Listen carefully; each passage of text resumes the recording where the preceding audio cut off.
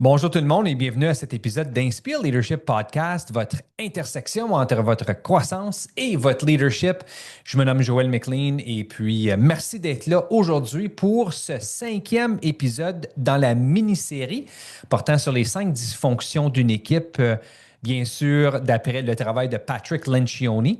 Mais aujourd'hui, cet épisode est particulier pour 2 raisons. Le numéro 1, bien sûr, parce qu'on termine la mini-série sur les 5 dysfonctions. On va parler, bien sûr, de l'inattention aux données, qui est la 5e dysfonction.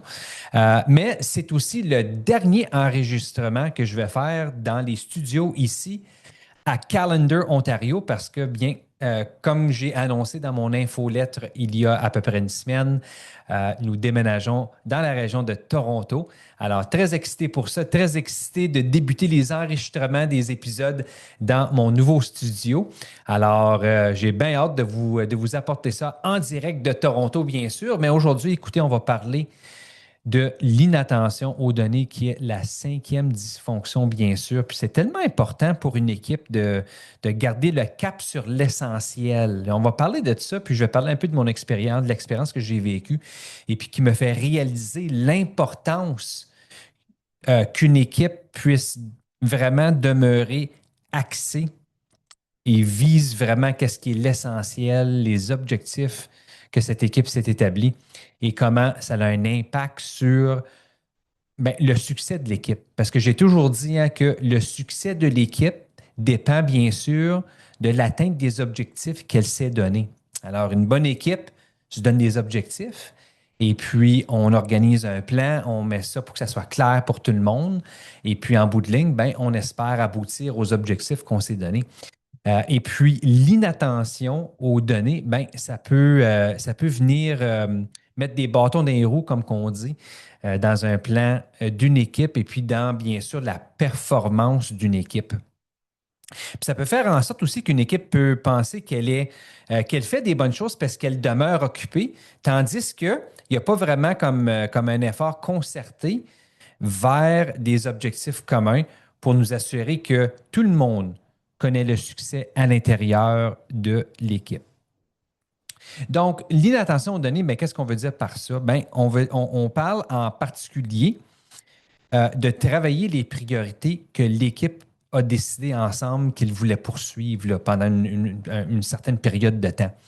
Euh, Ce n'est pas juste une question des résultats d'un département ou des résultats d'une équipe à l'intérieur de la grande équipe, mais c'est vraiment une question de s'apprêter aux résultats collectifs de l'équipe. Là, si vous vous souvenez, puis vous pouvez reculer dans les autres épisodes lorsqu'on a parlé de la première dysfonction jusqu'à la 4e dysfonction. C'est la première, on a parlé de bâtir de la confiance de l'équipe. Donc, il fallait se rendre vulnérable, puis être capable d'accepter la vulnérabilité des autres, bien sûr. Donc, une fois qu'on avait la confiance d'établi, bien là, on pouvait commencer à avoir des conversations courageuses, à avoir ne pas avoir peur de confrontation, comme qu'on dit.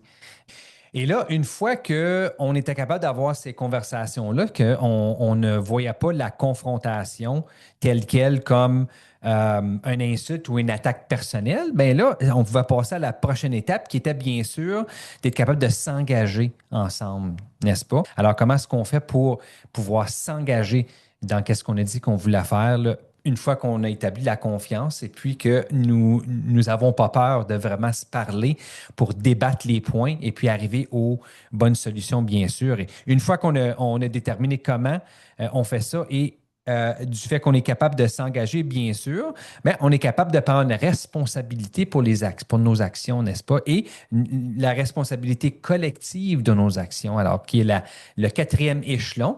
Donc, la 4e dysfonction, bien sûr, qui est l'évitement de la responsabilisation. Puis ça nous amène, c'est une fois qu'on a bien établi ces 4 étapes-là dans une équipe, bien, ça nous amène vers les résultats collectifs ou les données collectives, de qu'est-ce qu'on fait ensemble. Puis être capable d'être non seulement responsable pour ça, mais de vraiment garder le cap, comme que j'ai dit tantôt, là, sur l'essentiel, sur qu'est-ce qu'on vise exactement. Qu'est-ce qui est vraiment intéressant d'une une équipe qui est forte, je pense, une équipe qui est orientée vers les objectifs ou orientée vers les résultats, bien, ce sont souvent, dans mon expérience, ce sont souvent des équipes qui établissent leurs propres critères de réussite. Puis ça, je l'ai vécu à l'intérieur du travail que j'ai fait dans les conseils scolaires. Et puis en particulier, bien, je peux parler de mon expérience comme direction de service où est-ce qu'on avait vraiment établi des plans. On avait mis un plan d'amélioration en place. On avait impliqué les écoles, bien sûr, et puis on partageait tous les mêmes théories d'action. C'était vraiment beau à voir, mais on avait vraiment monté nos propres critères de réussite. Donc, on avait dressé ce plan-là qui était très clair. On avait des théories d'action, on avait des actions particulières sous trois théories d'action en particulier. Et puis, le plan était tellement clair que il n'y avait aucune place, aucune marge de manœuvre là, quant à la subjectivité de ce plan-là. C'était vraiment clair qu'est-ce que les gens avaient à faire. Une des raisons pourquoi c'était clair, puis que je partage avec vous, c'est qu'à l'intérieur du plan, on avait même indiqué le nom de la personne qui était responsable pour la mise en œuvre de cette action-là en particulier. Donc, ça pouvait être une personne qui prenait le lead, et puis ensuite, on avait toujours une personne en appui. Et pour nous assurer qu'on avait une belle collaboration à l'intérieur de toute l'organisation, bien souvent, on allait chercher des gens de d'autres services ou d'autres départements qui venaient appuyer la personne qui avait la responsabilité, disons, de cette action-là en particulier pour qu'on puisse, ça nous permettait d'être collaboratifs à l'intérieur de nos différents départements et de pouvoir échanger, puis de travailler ensemble, d'apprendre à se connaître et puis de vraiment développer nos relations inter-services, là, si on veut. Donc, c'était tellement clair les résultats qu'on voulait atteindre. Et puis, le fait qu'on allait chercher des gens de différents départements ou de différents services, ben ça enlevait vraiment, vraiment, vraiment la place là, à la subjectivité. C'était très, très clair, là, les résultats qu'on voulait atteindre. Et puis, c'était clair que ces résultats-là, même si il y avait le nom d'une personne comme personne ressource ou la personne responsable de cet objectif-là en particulier ou de cette action-là, mais c'était clair que c'était quand même des objectifs collectifs. C'était tout de même la responsabilité de tout le monde ensemble pour s'assurer que l'équipe atteigne ces objectifs-là. Alors, ce n'était pas juste une question de personnes qui travaillaient seulement dans leur département ou qui travaillaient seulement dans leur service et puis qui s'occupaient ou qui mettaient le focus seulement sur ces résultats-là. Oui, on mettait un focus sur des résultats à l'intérieur d'une équipe de travail en particulier, mais notre focus était aussi sur les résultats de d'autres services, d'autres départements ou d'autres personnes qui avaient la responsabilité de mener ces actions-là afin qu'on puisse les appuyer dans l'atteinte de ces résultats-là qu'on cherchait comme collectivité, comme équipe.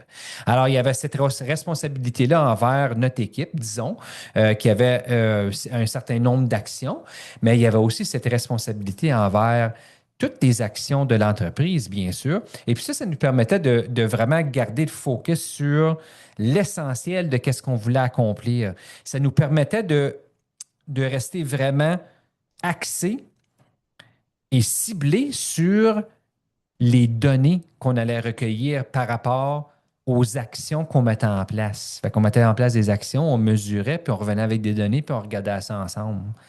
Et puis s'il y avait une personne ou un service pour lesquels que ça devenait un peu difficile, mais les autres services peuvent venir en appui. Surtout étant donné que dans le plan, on avait nommé des gens de d'autres services qui étaient en appui à cette personne-là. Alors, c'était vraiment un sens de collectivité, un sens de travailler ensemble envers la réussite de l'organisation, la réussite du conseil scolaire ou de l'entreprise. On gardait le cap sur l'essentiel, puis l'essentiel, c'était le succès de tout le monde. Le succès de tout le monde. Les résultats étaient au centre de qu'est-ce qu'on faisait. Si moi, j'avais X nombre d'actions pour lesquelles j'avais mis mon nom à côté, dont j'étais responsable, ben, je n'étais pas axé seulement sur ces résultats-là, j'étais axé sur tous les résultats aussi. Et puis, c'était pareil pour tout le monde. Donc, ça nous permettait vraiment là, de cibler l'essentiel, comme j'ai dit tantôt. Alors, qu'arrive-t-il lorsque on ne met pas les résultats au centre de notre équipe? Donc, on peut avoir travaillé tous les quatre autres échelons. Là, on a travaillé la confiance, on a travaillé être capable de se parler, hein, de ne pas avoir peur de la confrontation. On peut avoir travaillé l'engagement, bien sûr. On a travaillé la responsabilisation. On peut avoir fait tout ça. Mais une équipe qui n'est pas axée sur les résultats globaux là, ou les résultats globaux de l'organisation, ben, ces quatre échelons-là qu'on a travaillé fort à bâtir, là, ça peut se défaire assez rapidement. Une équipe qui ne met pas les résultats au centre, ben, j'ai parlé de subjectivité. Ça, c'est une des choses qui arrive, c'est que les priorités deviennent floues. On n'est plus certain qu'est-ce qui est important, qu'est-ce qui est moins important. On n'est plus certain s'il y a certaines actions d'un certain département ou un service sont plus importantes qu'un autre département ou un autre service. Donc, ça devient flou. On devient confus. On ne sait plus trop qu'est-ce qui est important, qu'est-ce qui ne l'est pas. On a-t-il une préférence plus vers un département, un service qu'un autre, un objectif qu'un autre? Alors, on perd vraiment le focus là, sur la totalité des résultats, hein, de l'organisation. Une autre chose qui arrive, c'est que les efforts se dispersent. Alors, quand on ne met pas les résultats au centre de ce qu'on est en train de faire, nos efforts se font disperser énormément. Donc, on dépense beaucoup plus d'énergie à la surface qu'on va en profondeur. Et puis, s'il y a une chose dans une organisation qu'on veut faire lorsqu'on est axé sur des résultats, c'est d'aller en profondeur. On veut aller en profondeur au niveau des objectifs et des actions qu'on s'est donnés parce que c'est ça qu'est-ce qu'on vit, c'est ça qu'est-ce qui est essentiel, c'est ça dans le plan qui est important. Puis les gens pour qui ont leur nom à côté de certaines actions, bien, ils sont responsables de venir nous parler de là où est-ce qu'ils sont rendus à l'intérieur de ces actions-là lorsqu'on se met ensemble, notre équipe, hein, notre équipe numéro un, là, quand on se met ensemble pour faire un petit compte rendu, un petit check-in de là où est-ce qu'on est rendu, mais les gens qui sont responsables pour ces actions-là, ils peuvent nous apporter les informations, puis nous dire là où est-ce qu'ils sont rendus, s'ils ont besoin d'un appui, si tout va bien, s'ils ont atteint leur objectif, quels sont les résultats. Puis ça nous permet de pouvoir nous appuyer les uns et les autres et puis nous donner des idées aussi. Mais quand on n'a pas ça, mes chers collègues, tous ces efforts-là se font disperser. Là, on sent comme si on est en train de faire plein de choses, mais qu'on n'accomplit pas grand-chose. Parce qu'on perd le focus sur qu'est-ce qui est essentiel et qu'est-ce qui est important. Puis quand on fait ça, bien, on commence à se promener, hein. Notre énergie commence à se promener, notre focus se promène. Et puis là, on a comme l'impression qu'on doit cibler 101 actions au lieu du petit nombre d'actions qu'on s'est donné dans notre plan. Donc ça, c'est une autre chose qui peut arriver à une équipe. Et bien sûr, la troisième que j'ai notée ici, c'est que quand on ne met pas les résultats collectifs au centre, les objectifs qui sont collectifs, ils vont passer de côté ou on va le mettre au second plan. Ça ne sera pas qu'est-ce qui est le plus important, puis c'est ça, qu'est-ce qui est vraiment le plus important. Je vais en parler dans quelques instants. Alors, les objectifs collectifs passent au second plan. Et quand on parle de vouloir réussir dans une équipe, dans une organisation, on doit parler de nos résultats collectifs. Les résultats qu'on s'est mis dans notre plan global, les résultats qu'on tente d'atteindre par les actions qu'on a indiquées dans notre plan et par les personnes responsables et les personnes en appui de ces actions-là, ça devient plus important. Puis la raison pourquoi ça devient en seconde place, si on veut, là, où ce n'est plus au centre, bien, c'est parce que les gens vont avoir tendance à migrer et puis de vraiment mettre l'emphase sur les actions dont ils sont responsables à l'intérieur des départements ou des services dont ils œuvrent.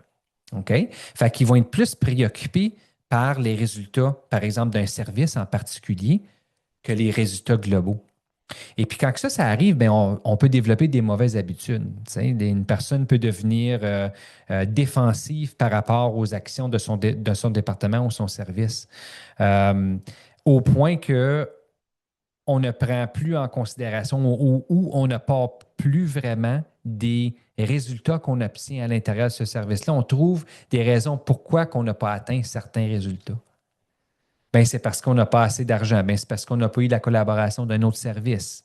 Ben, c'est parce qu'on n'a pas assez de temps. On trouve toutes sortes de raisons pourquoi on n'atteint pas les résultats parce qu'on est trop axé sur le micro.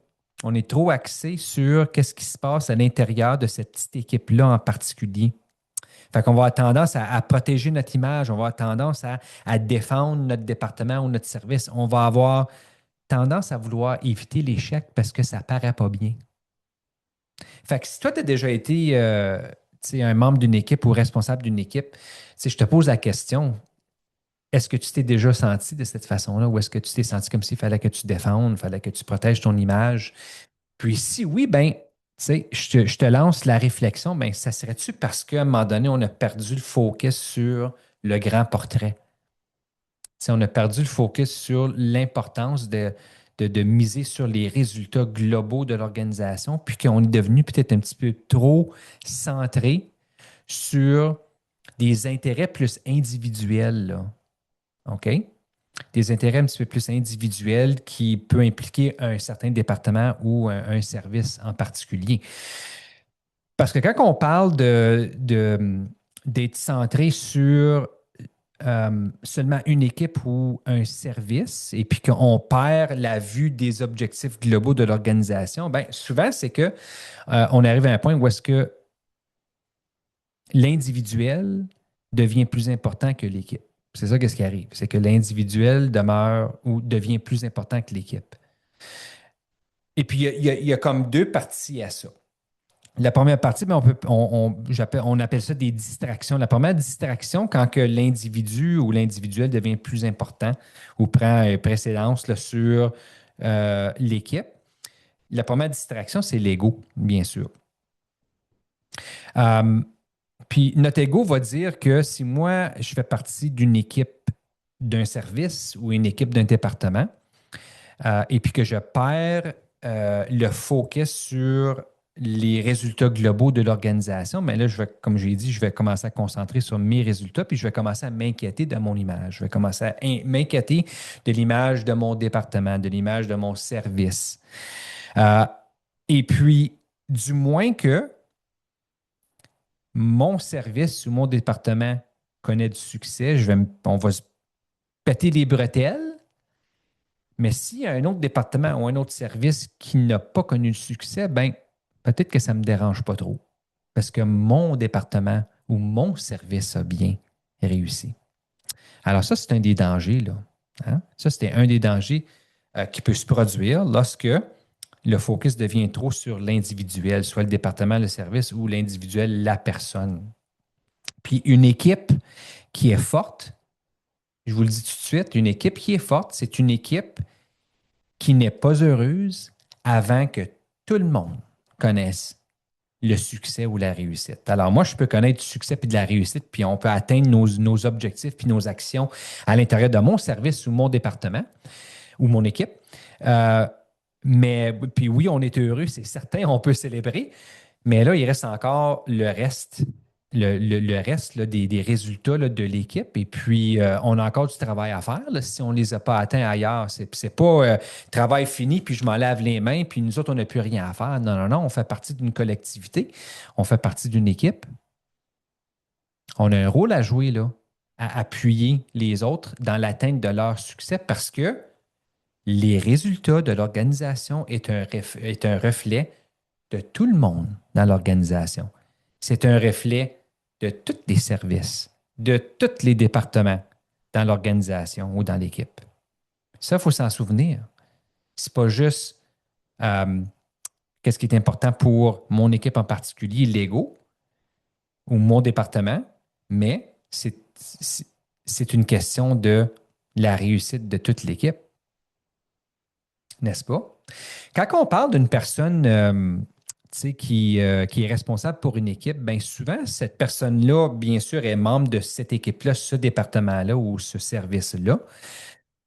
Mais habituellement, la personne est aussi membre de qu'est-ce que moi j'appelle l'équipe numéro un. Donc, ça peut être comme l'équipe de gestion. Alors, disons, tu es responsable pour un service à l'intérieur d'une entreprise ou d'un conseil scolaire.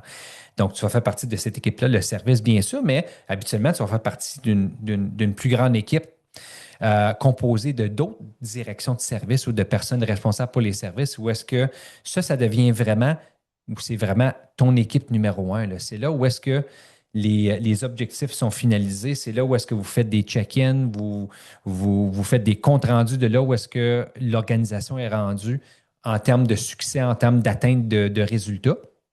Donc, ça devient vraiment ton équipe numéro un. Et puis, quand on perd la vue du succès ou des objectifs globaux de l'organisation, puis qu'on est un petit peu trop concentré sur l'ego, hein, nos parures, les parures pour nous, ou même notre service ou notre département, ben c'est que là, le service ou le département, on y accorde une plus grande importance que qu'est-ce qui se passe dans mon équipe numéro un. Puis ça, il ne faut jamais faire ça parce que qu'est-ce qui se passe dans ton équipe numéro un, là, c'est qu'est-ce qui est prioritaire. C'est ça, qu'est-ce qui est important. Je ne dis pas que ce n'est pas important, qu'est-ce qui se passe dans ton équipe, ton département ou ton service, c'est pas ça. Mais ton équipe numéro un, là, c'est là que tu as l'appui de tes collègues. C'est là où est-ce que vous parlez d'objectifs plus globaux de l'organisation. C'est là où est-ce que tu as le plus grand portrait de qu'est-ce qui se passe. C'est là où est-ce qu'on a la chance de partager avec les autres personnes des autres départements, des autres services, à savoir qu'est-ce qui se passe, comment est-ce que ça se joue, comment est-ce qu'on peut interagir, comment est-ce qu'on peut s'appuyer les uns les autres, collaborer ensemble. Ça, là, c'est ton équipe qui est la plus importante. Et puis, dans cette équipe-là, souvent, c'est là où est-ce qu'on retrouve les résultats, où est-ce qu'on analyse et on recueille les résultats globaux de l'organisation. C'est là où est-ce qu'on les analyse, c'est là où est-ce qu'on va jaser, on va discuter, on va débattre, qu'est-ce qu'on fait, quelles sont les prochaines étapes, ça fonctionne bien ici, mais là, ici, on a besoin d'appui. Comment est-ce qu'on peut changer les choses? Donc, c'est à ce niveau-là qu'on a des conversations, puis c'est à ce niveau-là là, qu'on doit accorder une très grande importance lorsque on est responsable d'un service ou d'une équipe à l'intérieur d'une grande organisation. Parce qu'il y a toujours ces deux équipes-là, hein. Il va y avoir celle dont nous sommes responsables comme superviseur ou comme leader. Puis ensuite, il y a notre équipe numéro un sur laquelle on a les échanges à un niveau plus élevé, à un niveau plus global de l'organisation, où est-ce qu'on aborde les questions difficiles qui ont un impact sur l'organisation au complet, qui ont un impact sur le collectif au complet. Et ça, c'est pourquoi qu'on doit toujours garder le focus, le cap sur l'essentiel, les résultats de l'organisation au complet. C'est pour ça que c'est important que cette équipe numéro un-là soit notre équipe numéro un. Ça ne veut pas dire que les autres équipes ne sont pas importantes, là. C'est pas ça. Qu'est-ce que je suis en train de dire? Qu'est-ce que je suis en train de dire, c'est que dans l'équipe numéro un, ben, les décisions qui sont prises à ce niveau-là, à la lumière de qu'est-ce qui est fourni de nos départements, qu'est-ce qui est fourni de nos services, qu'est-ce qui est fourni des gens qui sont en train de travailler des actions, ce qui est donné des autres personnes qui sont leaders de d'autres équipes. Bien, à cette table-là, là, c'est là qu'il y a des décisions qui se prennent parce qu'on a le plus grand portrait. On a le zoom-out de l'organisation. Alors, imaginez si on prend des décisions à ce niveau-là pour l'organisation. Et puis là, parce que moi, je ne mets pas plus d'importance sur les résultats globaux de l'organisation. Quand je retourne dans mon équipe, là, mais là, je vais peut-être dire des choses contraires, je vais peut-être mettre des actions en place qui vont à l'encontre de ce qu'on avait décidé ensemble dans l'équipe numéro un. Et puis là, c'est la dysfonction là, que je vais créer. C'est le doute que je vais créer.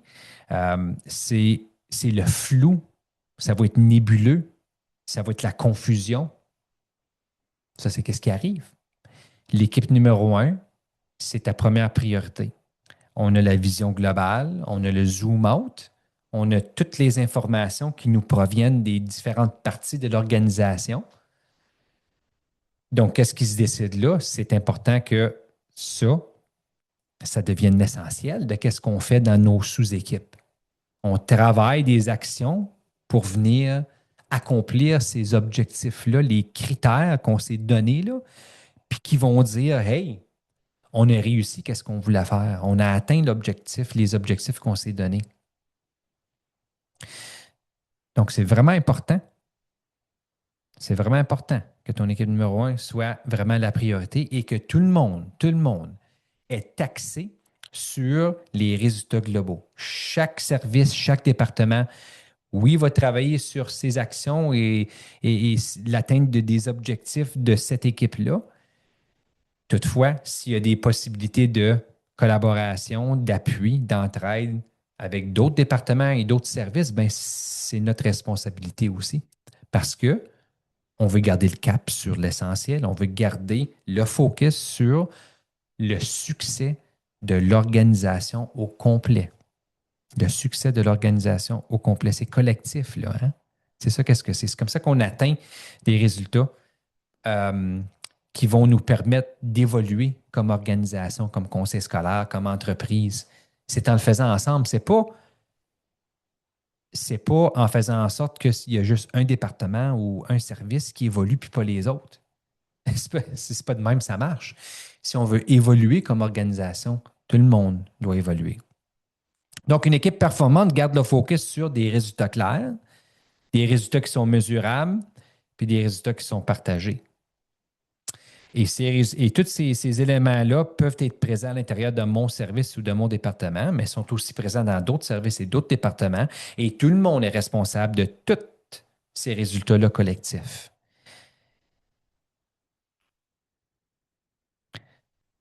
Parce que quand on parle de résultats, là, et puis ça, c'est un langage important utilisé dans nos rencontres. Là. Si vous êtes leader d'une équipe, si vous êtes membre d'une équipe, peu importe si tu es leader ou non, je pense que c'est important de se souvenir que quand on parle de résultats, on ne dit pas mes résultats. Alors, si moi, je suis assis dans une rencontre avec mon équipe numéro un, si je suis une direction de service pédagogique, disons, et puis je suis là avec d'autres directions de service pédagogiques, avec des surintendances, etc., ça, c'est mon équipe numéro un. Bien, moi, je ne parlerai pas de mes résultats, là. On va parler de nos résultats. On parle de nos résultats. Et puis, le plus qu'on peut développer ce langage-là à l'intérieur de notre équipe, écoute, si on a établi la confiance, si on est capable d'avoir les conversations courageuses, on est capable de débattre des choses, si on a un bel engagement, si on prend responsabilisation pour qu'est-ce qu'on fait, bien, si on a tout travaillé ça, puis on arrive au cinquième, là, puis on se base vraiment sur les résultats. On porte une attention particulière sur les résultats qui sont collectifs. Wow! Ça, c'est nos résultats. Ce pas mes résultats, ce sont nos résultats. Et ensemble, on va bien plus loin. Ça, on le sait. On va beaucoup plus loin ensemble qu'on peut aller si on est seul. Ça, c'est sûr et certain. Alors, je termine encore une fois avec une question de réflexion pour vous par rapport à cette cinquième dysfonction qui est l'évitement, bien sûr, ou l'inattention aux données. Et la question est la suivante. Dans ton équipe, est-ce que les résultats collectifs sont clairs et est-ce que les résultats collectifs sont suivis régulièrement? Ça peut s'appliquer pour une direction d'école, une direction adjointe dans une école. Ça peut s'appliquer aussi à une CP ou une personne qui travaille dans un poste de responsabilité systémique. Ça peut être un enseignant ou une enseignante dans une école. Quand on parle de résultats, je peux parler des résultats de ma salle de classe. Mais quand on est ensemble, est-ce qu'on est en train de parler des résultats collectifs aussi, là, de toute notre équipe dans notre école? Là? Pas juste le cycle primaire, pas juste la 11e année, mais qu'est-ce qui se passe là? On a-tu l'opportunité de parler de tout ça ensemble? Là? Pas juste des résultats individuels, mais des résultats qui sont collectifs. Puis en plus de ça, est-ce qu'on fait des suivis réguliers? Est-ce qu'on revient dans le plan on s'est dessiné? Est-ce qu'on vérifie avec les gens qui ont la responsabilité au niveau des suivis de certaines actions? Est-ce qu'on demande pour des comptes rendus? Est-ce qu'on regarde aux données puis on ajuste? T'sais? Est-ce qu'on va chercher les opinions et puis les avis de d'autres personnes qui travaillent peut-être dans d'autres départements ou un autre niveau scolaire pour leur demander mais qu'est-ce qu'ils pensent pour qu'ils puissent contribuer à l'atteinte là, de ce succès-là, le succès collectif. T'sais, on est-tu en train de faire ces choses-là? Donc, ça, c'est la question que je te pose là, comme question de réflexion là, pour cette cinquième dysfonction. Dans ton équipe, est-ce que les résultats collectifs sont clairs et est-ce que les résultats collectifs sont suivis régulièrement? Je vous laisse avec cette pensée. Dans une équipe, dans une organisation, les résultats sont toujours le reflet de tout le reste, là, de tout ce qui se passe. C'est le reflet global de l'organisation, c'est le reflet global de l'équipe. Les résultats globaux, ça trace ou ça dessine un portrait de là où l'organisation est rendue, l'évolution de l'organisation. Est-ce que l'organisation évolue d'une façon positive? Est-ce que c'est une organisation qui a beaucoup de difficultés? Est-ce que c'est une organisation qui est capable de trouver les moyens de pouvoir connaître du succès et atteindre ses objectifs et connaître le succès? Et quand on regarde, surtout quelqu'un qui regarde de l'extérieur vers l'intérieur, quand on regarde et on constate les résultats d'une organisation, bien ça en dit beaucoup. Ça en dit beaucoup. Alors, dans l'organisation, je pense que c'est l'affaire de tout le monde, à tous les niveaux, de garder le cap sur l'essentiel, de miser et puis de concentrer sur les résultats globaux de l'organisation. Parce que ça va toucher toutes les actions qu'on fait dans tous les projets, dans toutes les initiatives, parce que ces initiatives-là, ces actions-là existent pour alimenter et pour atteindre qu'est-ce qui est essentiel. Donc, on ne peut pas perdre vue de ça. On doit laisser de côté notre ego aussi. Notre vouloir de défendre notre équipe. Oui, c'est important de défendre son équipe, c'est certain, mais pas au détriment de ce qui est meilleur pour l'équipe entière. Si moi, défendre mon équipe et puis démontrer les raisons pourquoi que on ne soit atteint des résultats ou qu'on n'a pas atteint des résultats, mais que je suis pas en train de contribuer pour aider les autres à atteindre des résultats et connaître le succès. Moi, je ne suis pas en train de contribuer positivement à ces résultats globaux-là, là, même si il y a certains résultats qui ne t'appartiennent pas explicitement parce que ton nom n'est pas là, dans le plan, à côté de cette action-là, ça ne veut pas dire que tu n'es pas responsable. Tout le monde est responsable. Et puis, si on est capable de faire ça, ben, le portrait qui va se dessiner pour une personne de l'extérieur qui regarde à l'intérieur, pour quelqu'un qui magasine à savoir est-ce que je vais aller chercher des services de cette organisation-là? Est-ce que je veux, je sais pas moi, est-ce que je veux inscrire mon enfant dans cette école-là? C'est des gens qui vont regarder aux résultats globaux de l'organisation, aux résultats globaux de l'école. Puis là, ça va les apporter une conclusion. Là. Puis la conclusion qu'on veut qu'il y ait, c'est une conclusion positive. Alors, on est mieux de s'apprêter à travailler ces résultats globaux-là de notre organisation. C'est pour ça que c'est important. Alors, la cinquième dysfonction, l'inattention portée aux résultats. Ça, il faut faire attention, n'est-ce pas? Et puis, il faut tout le temps garder le cap sur l'essentiel. Je l'ai dit souvent pendant cet épisode, mais c'est tellement important. Et puis ça, c'est vraiment les résultats de l'organisation ou de ton équipe en entier. Donc, et puis une fois qu'on a aligné ces éléments-là, c'est certain que nos équipes peuvent devenir très puissantes et puis les choses qu'on peut accomplir ensemble sont incroyables comme équipe. Alors, j'espère que vous avez apprécié cette mini-série sur les 5 dysfonctions d'une équipe. Moi, j'ai beaucoup aimé parler de ça. Ça m'a fait du bien, même pour mon développement professionnel. Encore une fois, si vous connaissez une équipe ou une personne, un leader, n'importe qui pourrait bénéficier de ce qu'on a jasé aujourd'hui, ou même qui pourrait bénéficier de toute la série des 5 dysfonctions, ben, n'hésitez pas de partager cet épisode avec cette personne-là, avec votre équipe. Discutez-en. faites-en une étude, apportez l'épisode à une réunion pour que vous puissiez en discuter puis voir, ben, on est rendu où, nous autres, dans notre équipe, par rapport à ces 5 dysfonctions-là. On a-tu des choses en place? On est en train de bâtir de la confiance? On est-tu en train de s'apprêter aux résultats globaux de l'organisation?